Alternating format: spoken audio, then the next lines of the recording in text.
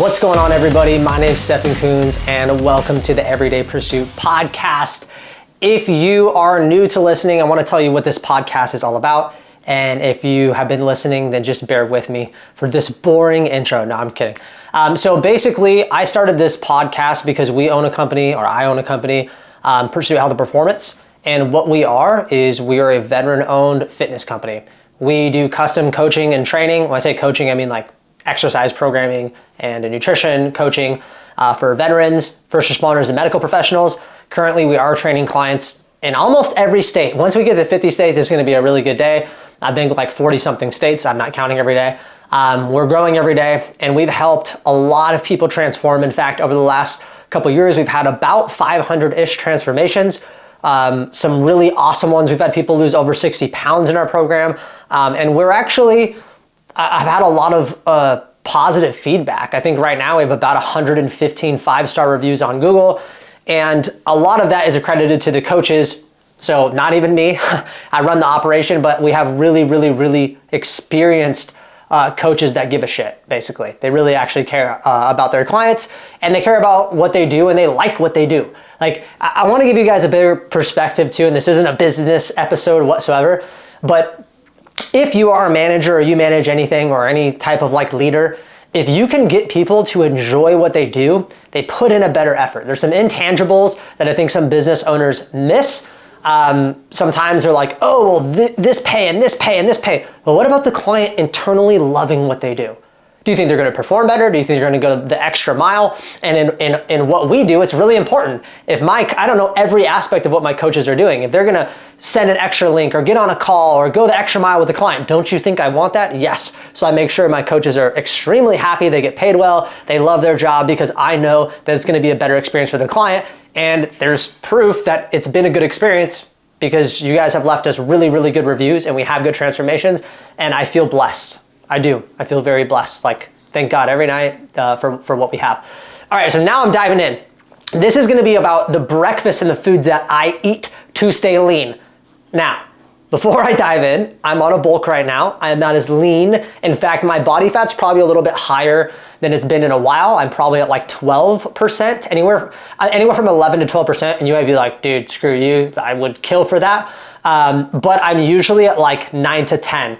And for somebody my size, I'm like 5'10", 175-ish pounds, probably like a fluctuation between 170 and 180 usually. I don't ever usually get as low to 170, but if I was at like 8.5% body fat right now, I'd probably be like 170, okay? So I'm doing a bulk. I like to get to about 195. I've never, ever, and I've tried, but I've never actually stuck to a bulk long enough. We'll see if I'm going to this time. Mentally, it's very challenging, and I know we're not talking about bulking, we're talking about staying lean, but this will give you a little backstory. The reason that I want to bulk is because I've hit like a capacity. Like I can't really get any bigger unless I want to take like TRT or just any performance enhancing drug or steroid. And I'm a natural athlete. I don't take anything. Tren, D-ball, DECA, test. I don't take anything. Literally, don't even take creatine right now, okay? Just because it's a personal preference. I don't like how it makes me feel or look. But it's really hard for me to put on muscle. I have to do it like old school way. Eat the macros, lift, and once you get to a certain maturity and training, you can't grow anymore. Like, I've hit my peak physique. I mean, you can, but it's so incremental, and I'm basically been there. Could I get bigger? Sure, but a lot of people are like, well, lift more and just exercise more. You can't. Like, injuries happen, some things like that, which I'm not gonna get too much into.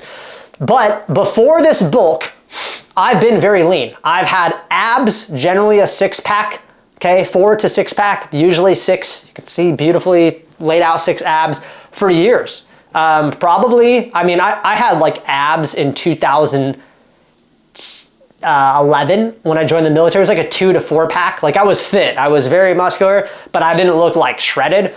And then probably when I got out of the military in 2015, I cut out drinking for 6 months, which used to be my biggest downfall. And I said, you know what? I'm going to really just dial in my nutrition. I'm gonna cut out the bad habits. And then I ended up doing my first photo shoot and got in really good shape. Now, the reason I'm telling you all that is because I had to experiment with like nutrition primarily, right? Cutting out drinking is 100% to do with nutrition, of like, how can I not hate my life and be ripped? Because I think there's two sides. There's the people that are super lean and ripped, and by the way, and this isn't, I hate to even say this right now, like I'm a little bit mad at myself for bringing it up, but I have to. A lot of people you see on Instagram are on shit. I just want to be like super just transparent with that. They're on stuff, they tell you they're not on stuff. I've been in this industry long enough where I'm pretty confident of judging a natural and non-natural physique, but I'm not the natty police, okay? The reason I tell you guys that I'm natural is because I want to be honest with you guys, you know? And I get it, like this shouldn't even be something that I talk about, because I feel like when I talk about it, people are like, oh, only non-natties say they're natty. No, I mean, as we grow, and people might wonder, like, does Coach Stefan take stuff? Like, he's super lean? But no, dude, I've done it the old school way. So it's been very, very, very, very challenging. Very challenging. And I would be lying if I said I haven't been tempted to at least take some stuff, because it's easier. But if you're not on performance enhancing drugs, I want to talk to you, right? If you're not on steroids or tren or deca, now if you're on TRT from your doctor or whatever, we can have this conversation, because this will matter a little bit to you. And the reason, to preface this, I'm saying it doesn't matter as much when you're on that stuff, is nutritionally you can get away with so much more if you're on clenbuterol and all these other things. And if I'm just talking mumbo jumbo to you and you have no idea, don't worry. They're just things that like bodybuilders and people that want to get physiques take. And whether you think it's cheating or not, it's their own person's body. They're gonna have to deal with the consequences. Hopefully nothing bad happens to them, but I just choose not to do it. And nutrition is different for people that are natty. Like, it's 100% different. And that's why I'm prefacing this. So let's just say you're natty. When I look at the way that I eat, I know that I'll give you like rough macros so you guys understand. I'm probably right at about 25 to 2,700 calories, give or take. Now, I've said this in other episodes, so I'll say it again for if you're new. I don't really track my macros that much. And we have an episode, I don't know how many episodes it was, it's called, God, I wish I should have wrote it down before, but it's on nutritional constructs. Scroll through and you'll see it's like fitness coaches what fitness coaches aren't telling you about nutrition or whatever, something like that. And I talk about nutritional constructs, and to let you know, a nutritional construct is basically like, it's not a diet, it's not a macros, it's like just a set of rules. So I guess it's the closest to a diet, right? Like keto's like, well, it's not a diet, it's a way of eating and there's these rules. Yeah, but it's a diet because it's super restrictive. A nutritional construct is basically how smart, fit people eat regardless of what, usually it's not a diet. So I'll give you an example. I have some like general rules that I follow because I can't just eat aimlessly. Like if I'm just like, oh, I eat this and I feel like this, I'm never gonna have good results, right? How do I stay lean all year, right, and have abs? I follow constructs, which means every morning I eat generally the same breakfast. Now you might ask, Coach Stefan, why the heck do you follow that construct? Why does that matter to you nutritionally? Well, I'll tell you why. I used to not eat the same breakfast. I used to be like, oh, do I feel like a muffin or a donut, or maybe I'm not eating today, blah, blah, blah. And I felt like every day it was hard for me to hit my macros. Like, I know you said you don't track them. Well, I do, I just don't like write them down in an app. Why? Because I did it for years and years and years and years. And right now I feel like I don't need to. Would I have a better physique if I did track my food and weighed it out every day? Yes, absolutely. But I already have a pretty good physique, so I feel like I don't need to do the extra effort. I'm okay with how I look. You probably are still trying to improve your physique, so you need to track your food, in my opinion. But if you're not going to, or if you're going to, and this is the cool thing about a construct says if you're tracking macros or you're not tracking macros, it still applies, which is really cool. So basically, it's just like you have rules. So one of my construct is I'm gonna eat like the same breakfast every day. Within breakfast, and it's a rule with flexibility. I'm gonna have 50 to 70 grams of protein. I probably do usually want a little bit of carbs and fats. So I have carbs, fats, protein. Those can kind of be loose depending on like what time I train or what I'm doing with the rest of my day. But 50 to 70 grams of protein, regardless. Because I need to hit my protein goal whether I'm resting, training, or active recovery day, or it doesn't matter. Okay, I need to hit my protein goal. So that's why I designed it like that. Now, if I'm eating breakfast at 6 and I'm lifting at 9, I'm gonna have some carbs and some fats, I'm gonna have a lot of meals. If I'm eating 2 hours before, maybe just some carbs and protein, because you kind of want to stay away from fats pre-workout and post-workout around 2 hours each direction is the most optimal. It's not totally necessary, but it's the most optimal for just muscle growth and metabolism. If you didn't know that, now you know. There's your coaching tip. But I decided that if I could just find like 1 or 2 breakfasts that I like, that I could manipulate a little bit, then I take the thought out of it. Because I think people fail nutritionally because they're like, oh, I don't know, or I didn't plan, or whatever. Well, what if you didn't have to do any planning? And you might say, well, I'll just follow a meal plan. Terrible, terrible, terrible, terrible idea. Because a meal plan is not a nutritional construct. It's you have to eat this exact thing and this exact amount, and I'm just gonna fish for you. I'm not gonna teach you how to fish, right? Like, I'm just gonna tell you what to do, and you don't even know why I'm telling you it. If you do it, will you get good results? Sure, but then you leave the coach or the trainer and you're like, I don't even know what a macro is. I don't know what do I do when I go out to eat? What do I do when I go to vacation? What do I do when I go to this wedding? Yeah, well, you don't know because you just followed directions really good, you didn't learn, okay? So a nutritional construct also gets you to learn about yourself. So, I mean, this isn't just about nutritional constructs, but the same breakfast every day and how I stay lean is through that. So I decided this is literally what I eat. I eat 5 eggs, sometimes 6, bear with me, don't judge me, 2 to 3 yolks, so the rest are whites. And you might say, well, why don't you just got eggs and egg whites? Well, I think the egg whites are just like bad quality, and I buy cage-free, really good eggs at natural grocers. They used to be like $2 a piece. Now they're like 3 or 4, but they're Blue Sky Farms. I've been getting them for years.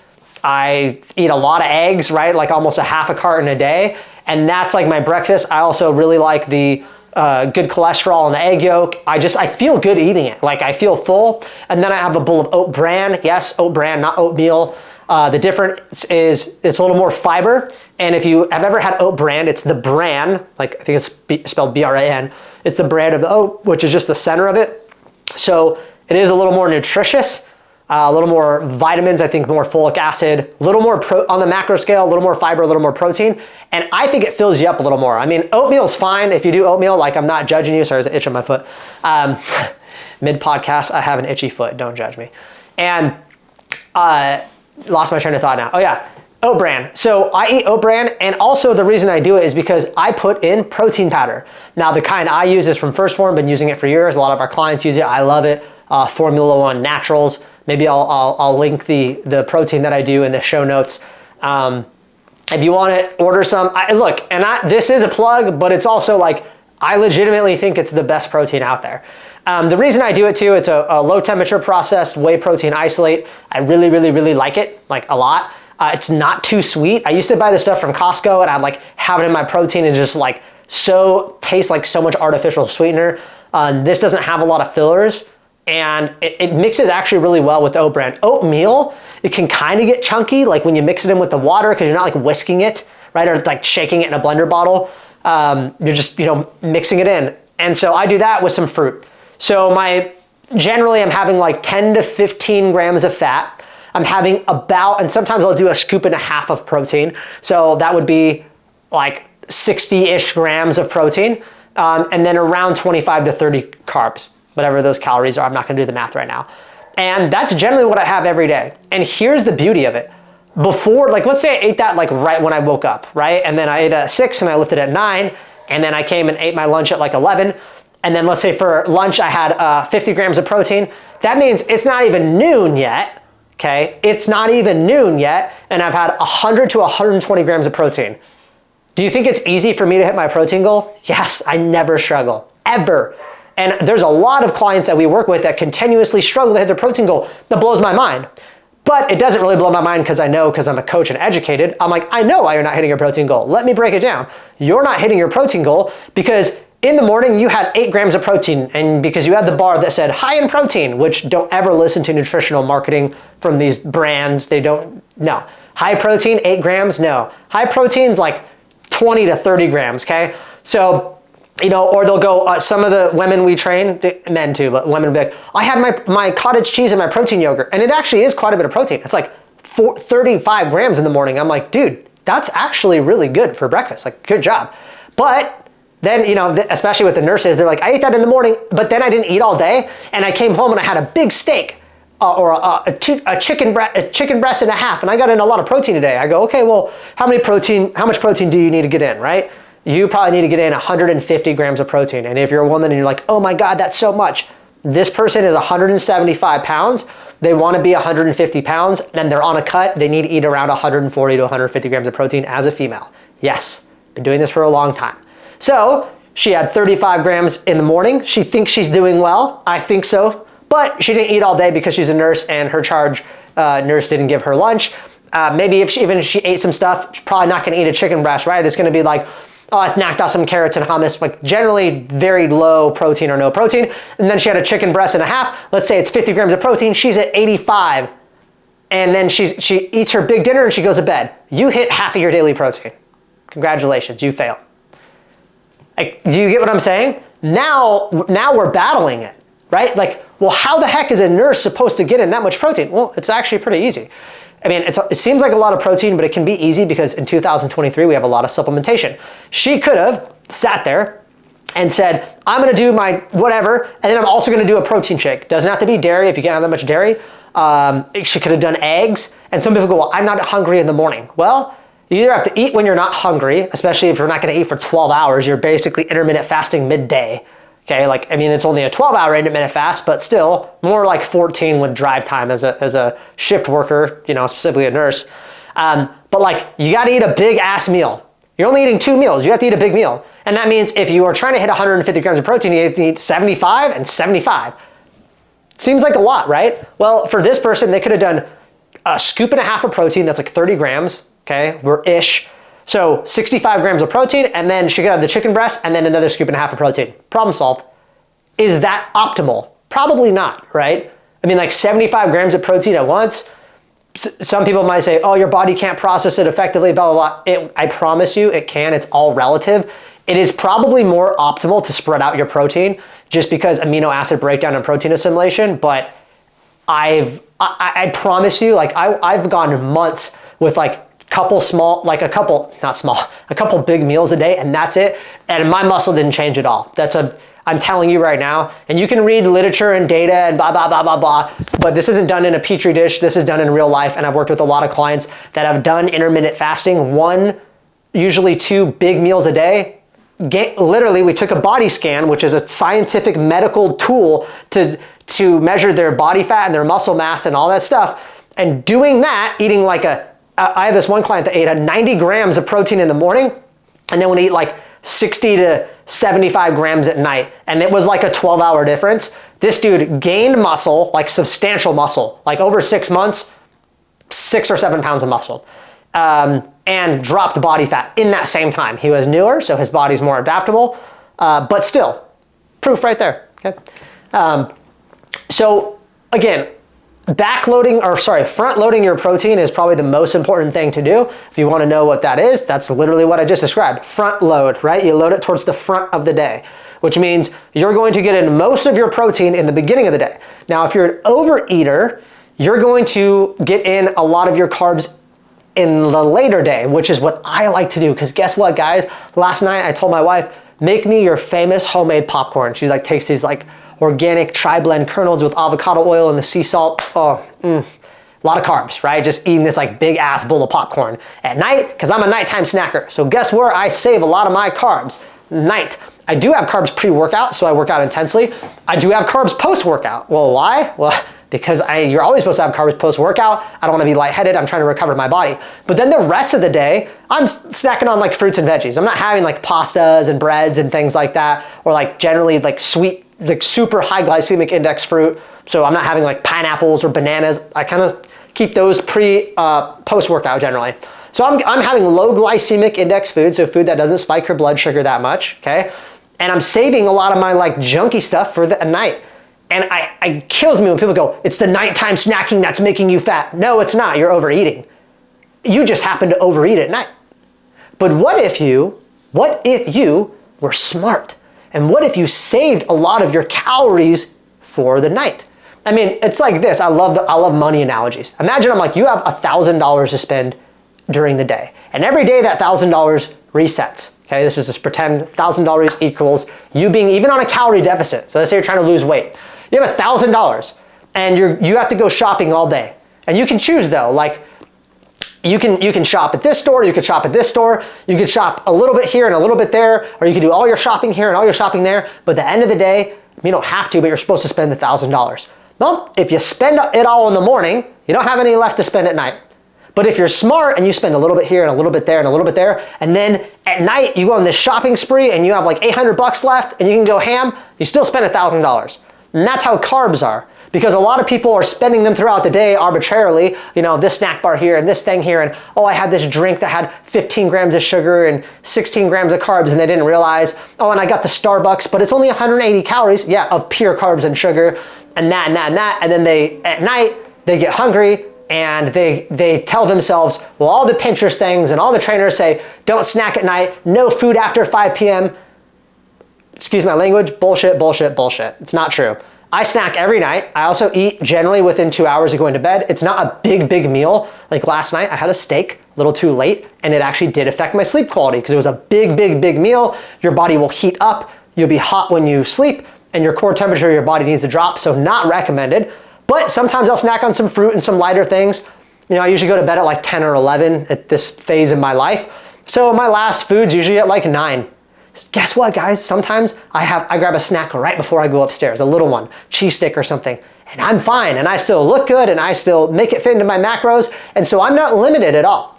That's key number 2.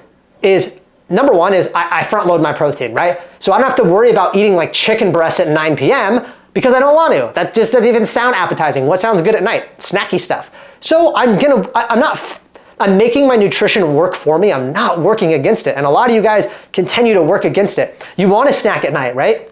You want the diet soda. You want whatever. And you tell yourself, no, I can't do that. Off of what? It's called bro science. The things you've been listening to, there's no validity to it. And you might say, well, when I stopped snacking after 5 p.m., I lost 10 pounds. Yeah, because you ate less calories. Do you know that you could have ate those less calories earlier in the day and snacked at night and lost the same weight?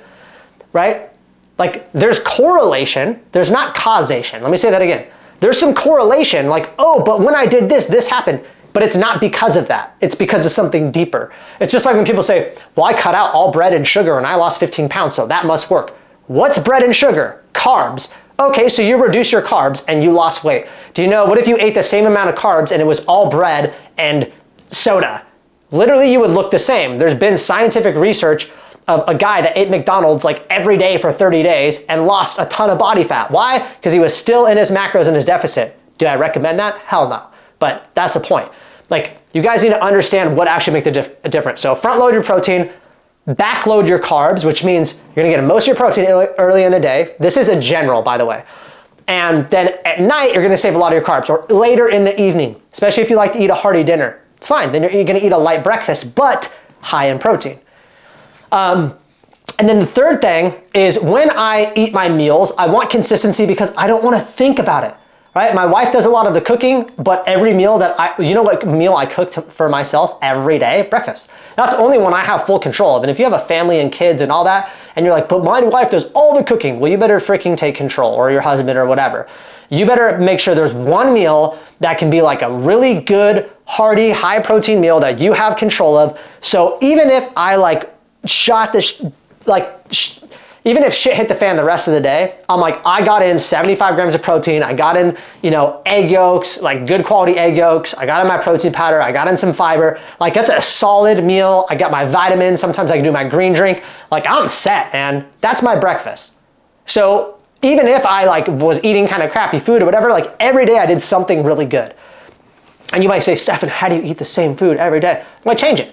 I mean, oat bran is plain, right? So it's like pasta. You could do marinara, you could do this sauce or this meat. It's the same thing. Sometimes I put apples in them. Sometimes I put berries. Sometimes I do apple and cinnamon with vanilla protein powder. Sometimes I do chocolate and cinnamon like a Mexi Mocha. Sometimes I do cookies and cream protein powder. Like whatever protein powder you put in and fruit, like it tastes like that. Number 2, I don't get sick of eggs. You might not be an egg person. You can do whatever you want. But like I sometimes have scrambled, sometimes I have scrambled with veggies, sometimes I do over easy, sometimes I do hard-boiled eggs, and I just can have them in different variations. Sometimes I put salsa, sometimes I put ketchup, don't judge me. So I do different things. So I don't get sick of it. And just that alone, like those things, like front loading my protein, back loading my carbs, eating kind of the same breakfast every day, that contributes to probably 65 to 70% of me staying lean. Now, obviously I gotta train, I gotta work out, whatever, but it just allows me to do it. Prime example, yesterday my father-in-law came up to see our baby boy, my son we just had, and we went out to eat. And we went out to eat at this delicious place in Gilbert called Joe's Farm and Grill. Bomb. Oh my God, so good. And I had a little bit of his chocolate malt milkshake, which was like a 12 out of 10, literally the most delicious thing of my life. And I had this big burger and sweet potato fries and all this, but that was like generally my only meal. Like I knew that he was coming up and I knew we were gonna go out to lunch. So you know what I did? I was smart. I actually said, I'm not gonna do the oatmeal today. Why did you do that, Stefan? Because I'm gonna have 2 big pretzel buns, sweet potato fries, a milkshake. I'm gonna have so many carbs, and I also timed it very well. Okay, this is how you get your food to work for you. I also knew, like most of the time you guys go out to eat, you know prior. And if you don't, you're a bad planner. Like, oh, we have nothing in the house? All right, let's go out to eat. That's poor planning. That's on you. But most of the time, if you're like, oh, family's coming in, or we're going on a date night, or let's go eat here tomorrow, you know, right? So I always plan my workouts. So what I did is I woke up, I ate eggs. I don't think we ate there till like 2 or 3. I worked out with like real low carbs, depleted myself all the way. I actually didn't shower, don't judge me. But I worked out, didn't get that sweaty, and I went to the place to meet them, and that was my post-workout. Yes, it had a bunch of carbs and fats and all that stuff, because you can't be perfect, but it was probably like a 1,200 calorie meal, but I only had like a couple hundred calories. And I got to gorge. It was delicious. I was completely full, so satisfied. So let's say that was 1,200 calories plus 200 in the morning. I was still only at 1,400 calories. And I still got to eat a pretty good dinner and snack at night. Oh my God, Stefan, how do you do that? How do you get to eat burgers, have a milkshake, snack at night, do all that? It was just smart. I just planned. That's how I stay lean all year.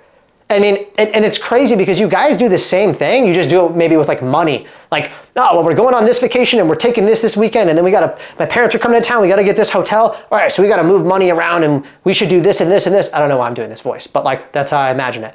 And so it's like you maneuver and you make your money work for you, hopefully. Why don't you do it with your nutrition and your training? Like, I don't understand. Like, you know, and if it's okay if this is a wake-up call for you, you need to freaking do it. That's how I stay lean all year. Yes, it starts with my breakfast, but I also always contemplate, what am I gonna eat today, right? Just like a little kid, because my wife does a lot of the cooking because she's 10 times better. I'm like, hey, what are we eating tonight? When she says that, I usually ask her, or she goes, oh, we're just eating meal prep food. I know what I'm eating because we store a lot of meal prep food in our fridge. And she's like, oh, I'm cooking this. I don't wanna be like, oh, I can't do that. I'm on this strict diet. No, I have kids, I have a family, I'm gonna eat with them.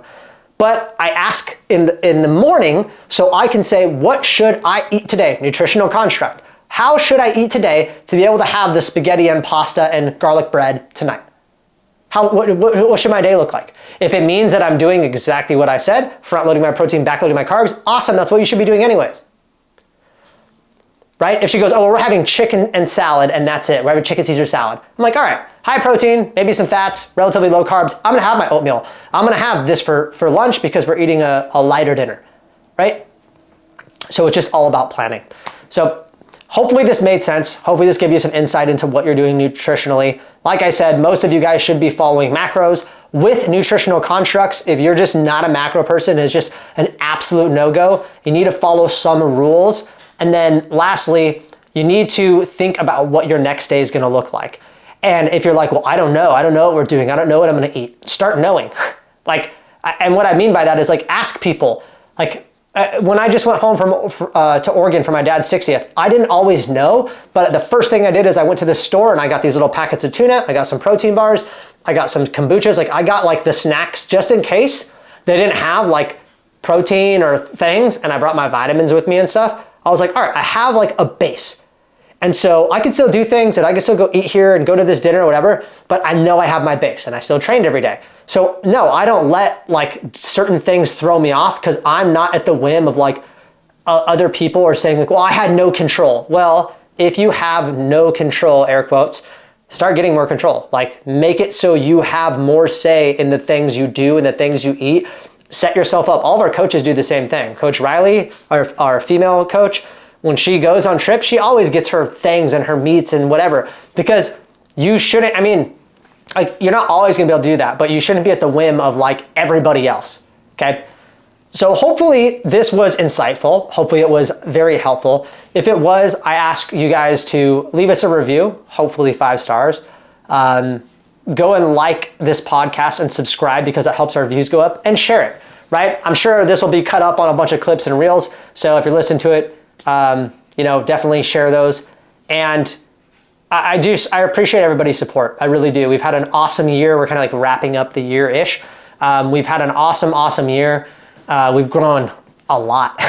And I'm super excited for 2024. And I'm gonna keep bumping, whatever you wanna use, podcasts like this to inform you guys. And whether you're a client or not, I still appreciate your support, but really, if this stuff is like, wow, like I need to learn how to do that, get a coach. It's not forever. It's not a 30-year mortgage, okay?